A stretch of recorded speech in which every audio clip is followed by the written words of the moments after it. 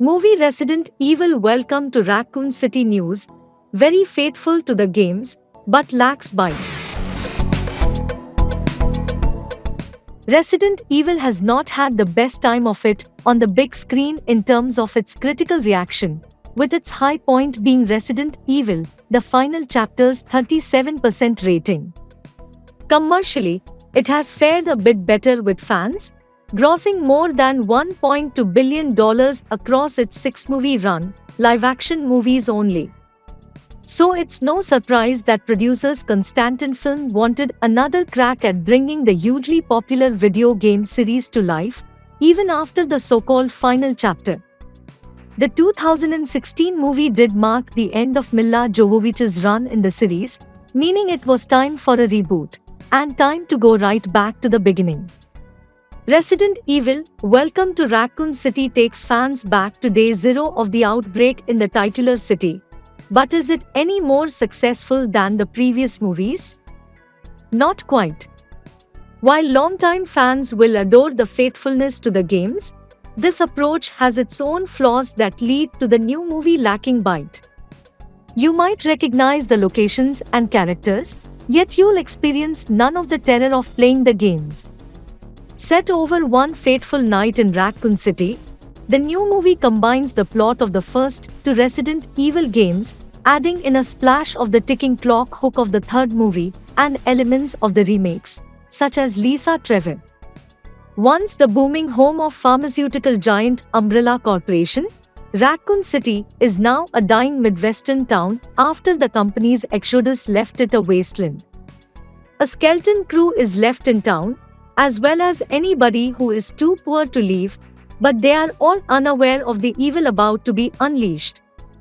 Shortly after arriving back in town to reunite with her brother Chris, Robbie Amell, Claire Redfield, Kaya Scodelario, finds herself in a battle for survival after the horrors of the Umbrella Corporation are revealed.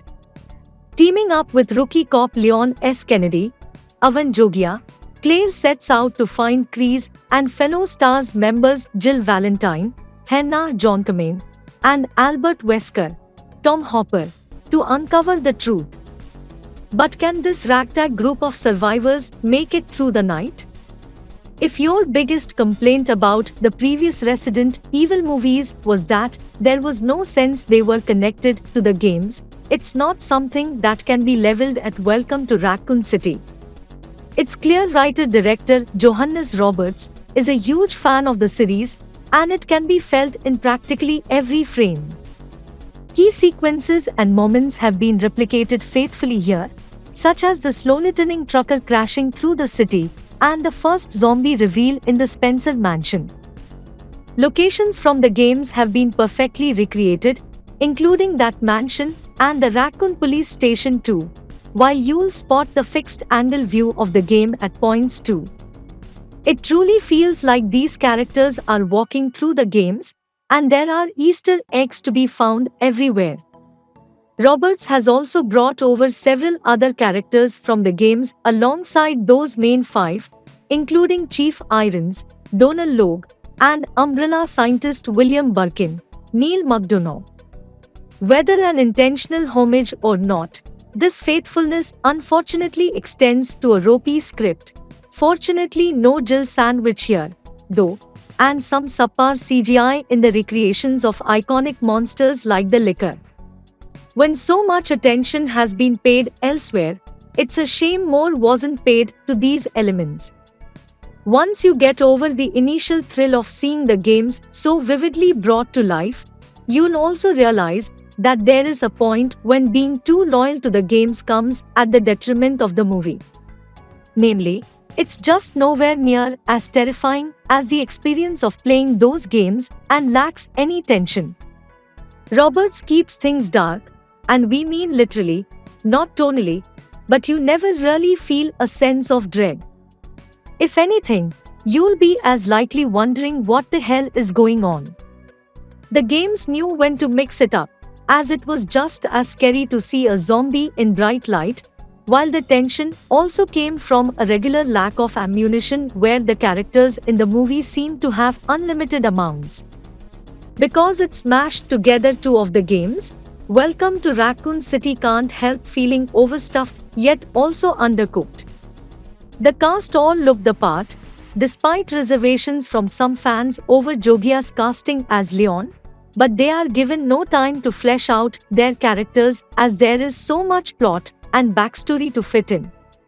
If you know the games well, there are certain blanks you can fill in for yourself, but what of newcomers or casual fans?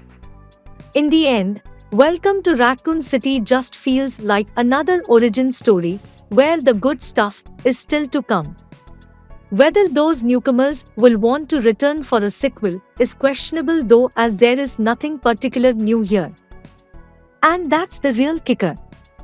While it's great that the movie is super faithful to the games, it needed to appeal to a wider audience as well.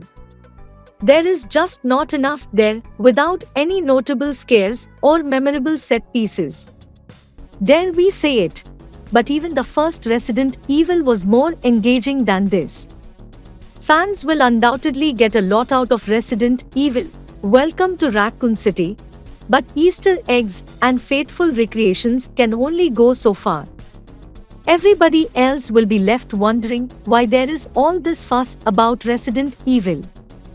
Again, Resident Evil, Welcome to Raccoon City is released in US cinemas on 24th November and in UK cinemas on 3rd December. So what do you think of this new movie? Will you be watching? Feel free to comment down below.